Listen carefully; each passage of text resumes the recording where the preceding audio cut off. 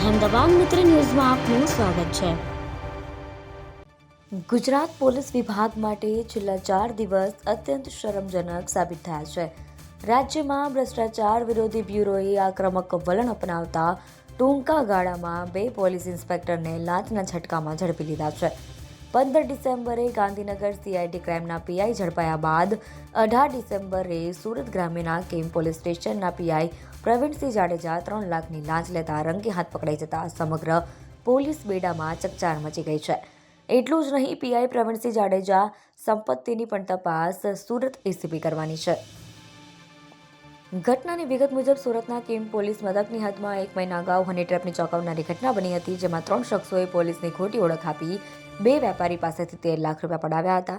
આ કેસની તપાસ કેમ પીઆઈ પ્રવીણસિંહ હરનાથસિંહ જાડેજા કરી રહ્યા હતા। તપાસ દરમિયાન ઝડપાયેલા આરોપીઓને જેલમાંથી વહેલી મુક્તિ અપાવવા અને ગુનામાં ગુજસી ટોક જેવી કડક કલમોનો ઉમેરો ન કરવા માટે પીઆઈ જાડેજાએ વકીલ ચિરાગ રમણીકભાઈ ગોંડલિયા મારફત આરોપીના ભાઈ પાસે 10 લાખ રૂપિયાની મસમોટી લાંચ માંગી। એસીબીના આસિસ્ટન્ટ ડાયરેક્ટર આર ચૌધરી અનુસાર અમદાવાદ શહેર એસીબી ઇન્ચાર્જ મદદનીશ નિયામક બીએન પટેલના માર્ગદર્શન હેઠળ મહિલા પીઆઈ વીડી ચૌધરીએ કેમ પોલીસ સ્ટેશનના કમ્પાઉન્ડમાં જ છટકું ગોઠવ્યું।